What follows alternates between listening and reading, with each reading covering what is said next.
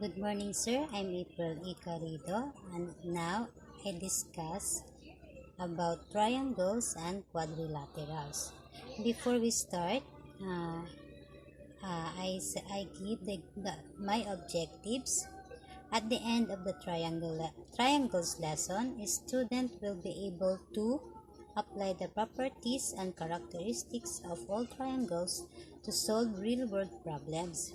Identify and use the unique characteristic of right, isosceles, equilateral, acute, obtuse, and scalene triangles.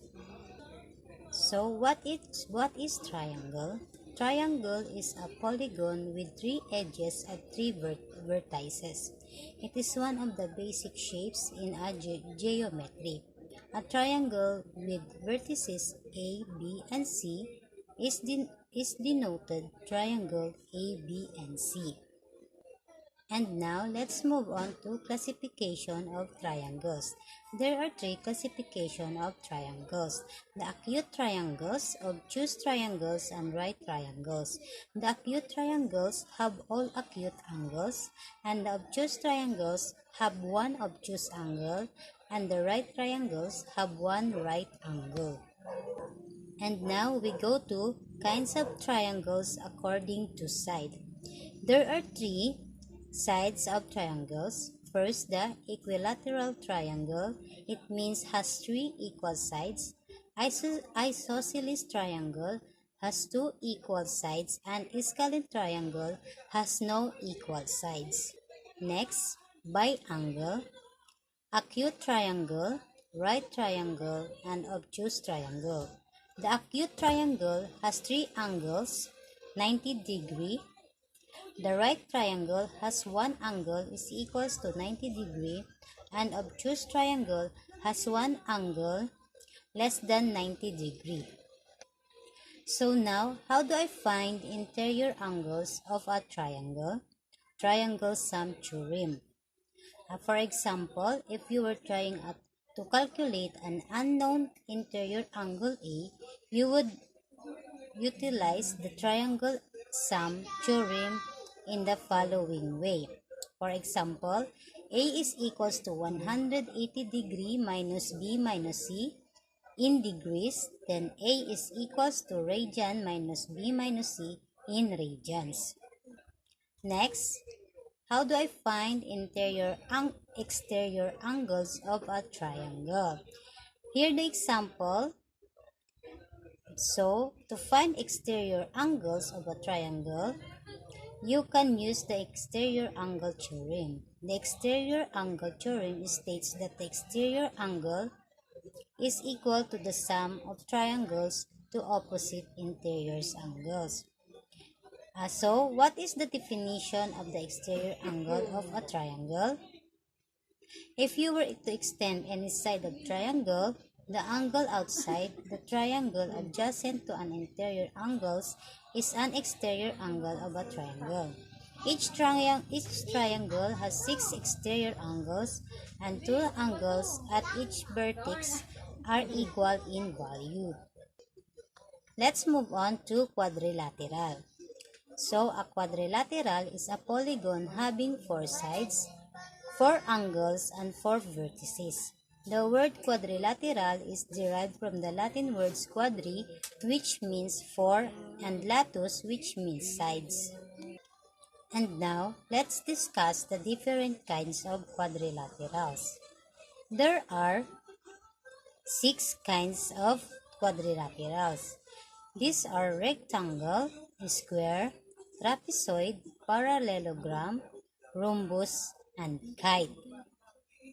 And now, we are discuss the properties of each kind of quadrilaterals.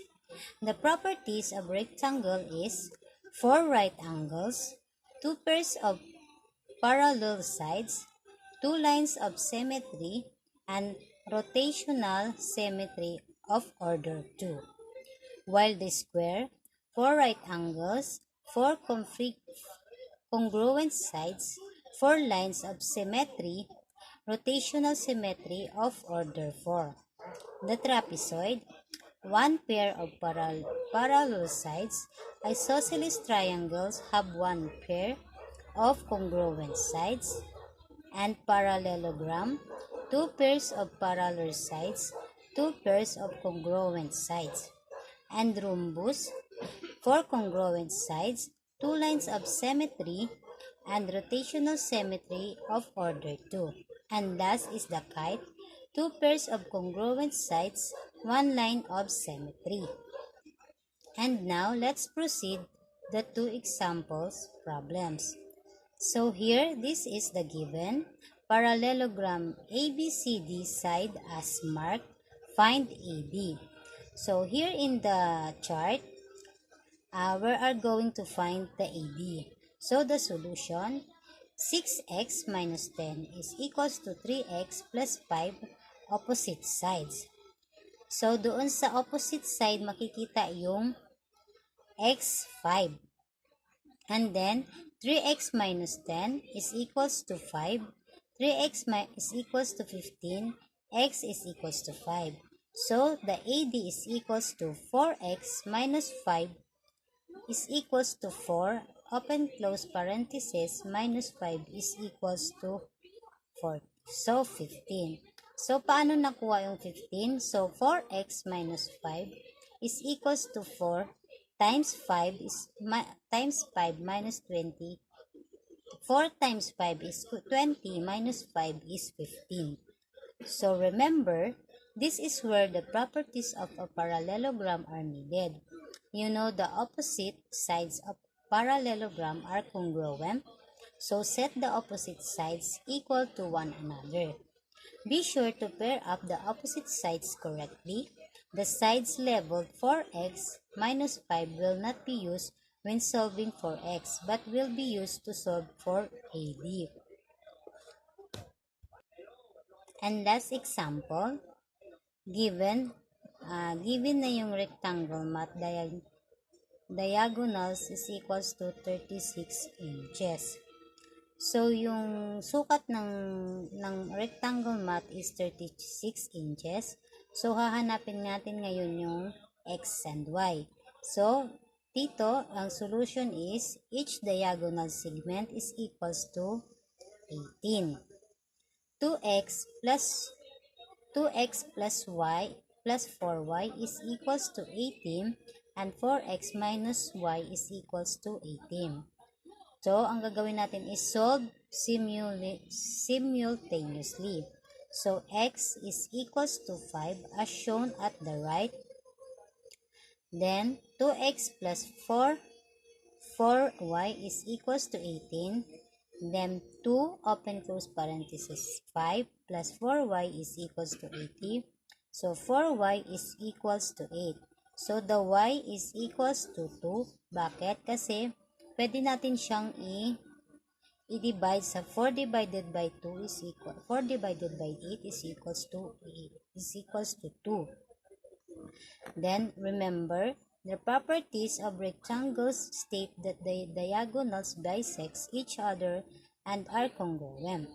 Thus, the first segment lines ME, ET, HE, AE are equal to 18 inches each. So, yung letter na M, ME, ET, HE, AE ay pare-parehas na 18 inches. So, when you see two variables in a problem considered using simultaneous equations to arrive at the solution. So, ang solution niya is makikita natin sa kanan, 2x plus 4y is equals to 18.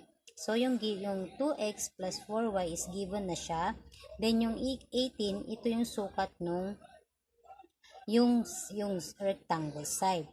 So, 4x minus y is equals to 18 divided by 2x plus 4y is equals to 18.